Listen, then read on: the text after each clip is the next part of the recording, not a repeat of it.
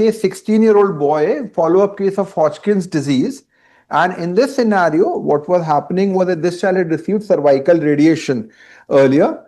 And on reporting, what was found was that his FT4 was normal and TSH was slightly elevated. TPO was negative. There was a small nodule which was present in that perspective, and there was no treatment which was given in that regards. Now, we need to understand that when we are looking at thyroid function and a thyroid swelling, we also need to look at the background of the particular individual. And if there is a history of radiation, there is a very strong risk of having malignancy, which we need to be bothered about and concerned about in that perspective. So clearly in this case, on follow-up, this nodule progressed and there was a papillary carcinoma which developed. So we need to understand that when we have a thyroid nodule, there is a high chance of malignancy to begin with. The chances become more particularly if there are some underlying disorders, especially in the setting of radiation, which becomes relevant.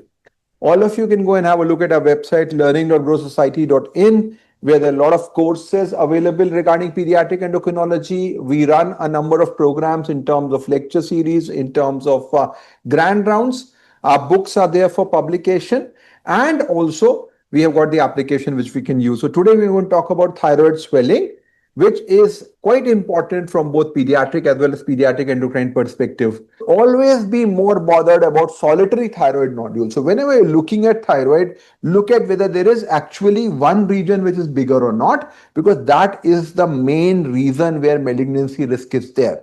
So this is characterized by not a diffuse but a focal, one part of the gland is enlarged.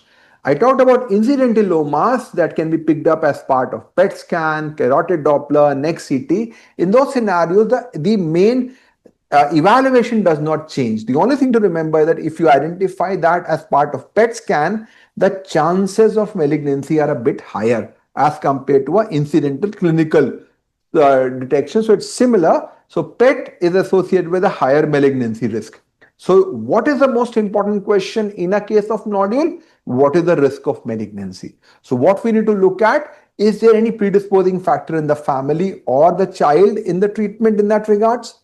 Examination, the size, the consistency, the cervical lymph node, they will give you a clue. What's your thyroid function? Hyperthyroidism is good in this perspective. If you have a low TSH, you are more likely to have a benign lesion. Hypothyroidism is bad. If your TSH is high, you are more likely to have a malignant lesion in that perspective.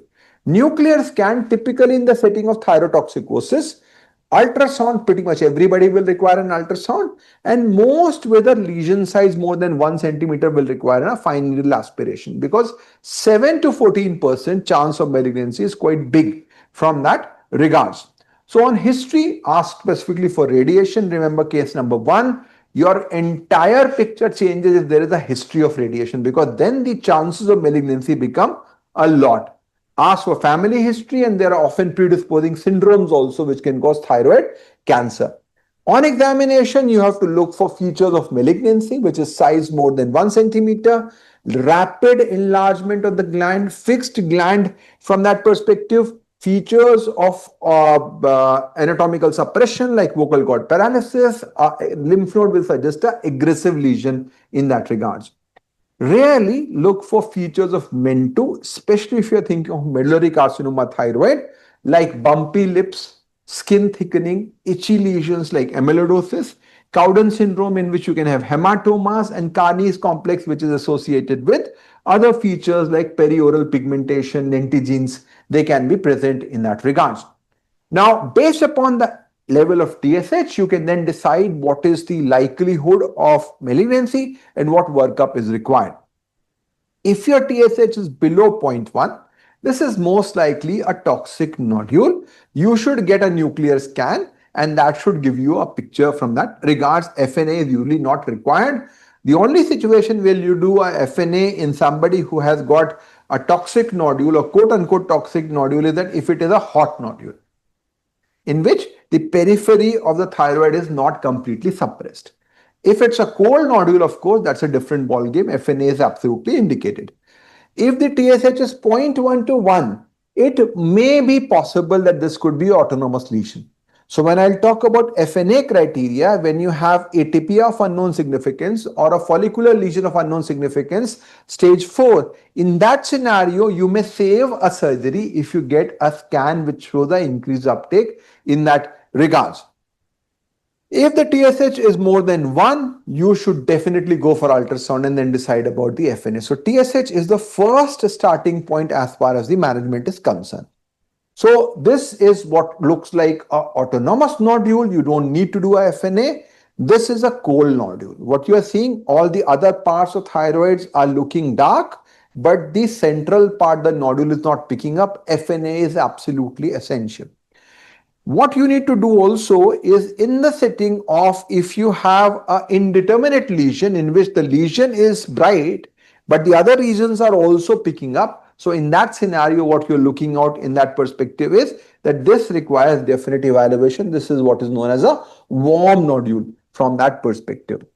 Now, ultrasound, as I said, anybody who has a normal TSH, ultrasound has to be done, and it should be done by experts who are aware about evaluating the pediatric ones quicker. There are thyroid scoring system, which is a staging system for adults in which they have scores which tell you whether the chance of malignancy is more or less, whether you need a FNA or not. In pediatrics, the thyroid system has not been fully explored. But yet some of these conventional features may be relevant. So ultrasound is done in all, especially for a cystic nodule, and tells you to decide about FNA and aspiration. It may also be helpful to confirm nodularity in somebody who has got goiter, and sonographic features, you can pick up lymph nodes as well. So these are mainly from the adult guidelines, but many of them typically go for children as well. So if there is an irregular margin taller than wide. Now, this is not very relevant for pediatric. Taller than wide is more for adult, but irregular margin definitely. Microcalcification, if it's present, or the rim calcification is there, 70 to 90% chance of malignancy. So your likelihood of a malignancy goes up by 5 to 7 times, 7 to 14% to 70 to 90%. So very, very high chance of malignancy. If there is a regular margin, then there's a 10 to 20% chance, especially if there is a hypoechoic solid lesion. If, on the other hand, you have a hyperechoic, more bright lesion, or a same echoic or solid cystic area, the chance is less. So depending upon your ultrasound findings, you can then decide about the need for that. In the Mediclasses application, we have got a tool which will help you identify the size and the level of finding on ultrasound to decide whether FNA is required or not. Very clearly, if you have a purely cystic lesion, then FNA is not going to help you a lot because the risk is very, very low in that perspective. So if you have a cystic lesion, FNA is not required. If you have extra thyroidal involvement, or if there is compression, extrusion, you don't need to do anything from that perspective. Otherwise, as the size go up, you need to decide about spongiform nodule. The in FNA should be done after 2 centimeters. If you have these sort of patterns wherein the risk is slightly intermediate, you want 1.5 centimeters. If there are high risk patterns like microcalcification, rim calcification, then at 1 centimeter. Also remember that younger the child, the size criteria may vary. So you may not wait for 1 centimeter for somebody who is very small, but otherwise combining ultrasound and size will give you a picture. So if size is less than 0.5, never. You don't need to do a FNA. 0.5 to 1 if there are features of extra thyroidal involvement. Above 1 centimeter if there is solid lesion, irregular margin, micro or broken calcification. Above 1.5 for solid cystic lesions, and above 2 centimeters for spongiform lesions. So this is how you should decide about FNA. If it's a purely cystic and you are confident, then FNA may be avoided in that perspective. Now, suppose you have got the FNA and you didn't find anything. How do you follow? You are being following if it's suspicious lesion less than 1 centimeters at 6 to 12 months, low or intermediate at 12 to 24 months. If the risk is very low, you can follow up after 2 to 3 years also, because these people will ask is, when do you want to come back again? And the size increases, then you do that. Now, FNA in children, again, you have to be very cautious. It should be ultrasound guided. We don't want blind FNAs in children. That is not going to help you out. So there is a chance of false negative because it's a large lesion you have picked up from one site. That may be a sampling issue. So you may have to do multiple sites if the lesion is very big. If there are multiple nodules, as I said, every nodule should be assessed specifically. And if that nodule clearly meets the criteria, maybe you need to do it in 2 nodules, 3 nodules, whatever, but it has to be done because they are not all going to be the same. If there are no feature, then you choose the biggest nodule, of course, because that is the scenario.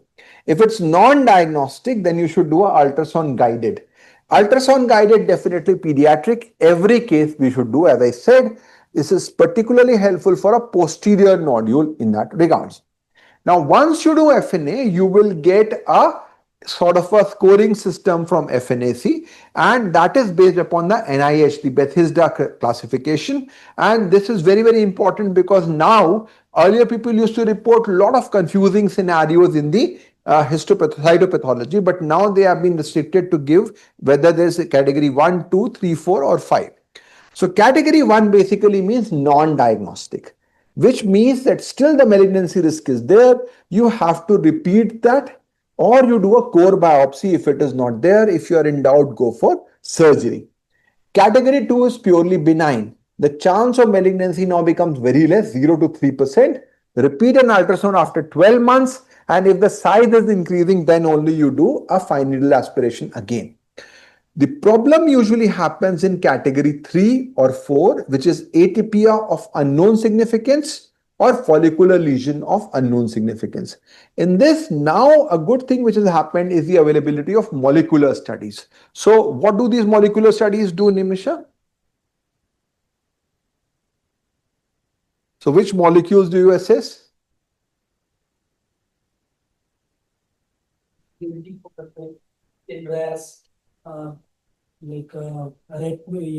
So they are basically genetic studies to look at what is the cause of this somatic mutation. So essentially, as I said, there's nothing idiopathic. So these lesions will have somatic mutations. Some of them will have high risk of malignancy. Some of them will have low risk of malignancy. So based upon that, you will get a report. Malignancy risk less than 30%. 30 to 70%, more than 70%. So this is what you will get. So AUS and FLUS, you should get a molecular study, which is now the standard treatment. Or you earlier we used to say do a repeat FNA after 6 weeks. If in doubt, go for surgery. 5 is likely malignant or suspicious. Chance of malignancy is pretty high. Go for surgery. You can do a molecular study here to decide whether you want to go for a lumpectomy or a thyroidectomy, a nodule only removal, or a complete removal in that perspective. If you have clear-cut malignancy, of course, that is 97 to 99% malignant, you have to go for a near total thyroidectomy. And we are not going to talk about the types of surgery because that's different. So main message for a pediatric perspective is that if you have a thyroid nodule, there is a high baseline risk of malignancy. Get an TSH, an ultrasound, and if needed, FNA. Do not avoid it, because if you pick the thyroid carcinoma in children in an early time, it has got a very good outcome from that regard. But if there is a metastasis, the outcome becomes very bad. So if category 1, this is non-diagnostic, repeat it. Category 2, benign, follow up. If the size increases by 20%, then you go ahead with repeat FNA. 3 and 4, go for molecular study. 5, clearly you have to go for surgery. 6, clearly you have to go for total thyroidectomy. So that is something which is very, very important from that perspective. So if your TSH is less than 0.1, get a thyroid scan, increase uptake, surgery. Very important recommendation. In adults, toxic nodules are being treated with radioactive iodine, but not in children. The safety is not proven. There could be a chance of malignancy. So definitely surgery is the treatment of toxic nodule. If it's cold or unclear, go for FNA. If TSH is above 1 and size and ultrasound criteria, more than 2 for spongiform, 1.5 to 2 for mild, 1 to 1.5 for suspicious, and 0.5 to 1 for invasive, in all those scenarios, go for FNA. And then based upon FNA, you decide. If it's non-diagnostic, you do a repeat. Benign, follow-up. AUS, FLUS, go for molecular study. Suspicious malignant, go for surgery. So if you remember this will pretty much take care of all your issues in terms of solitary thyroid nodule. So 8-year-old boy with thyroid swelling, Dr. Alapan, what do you see?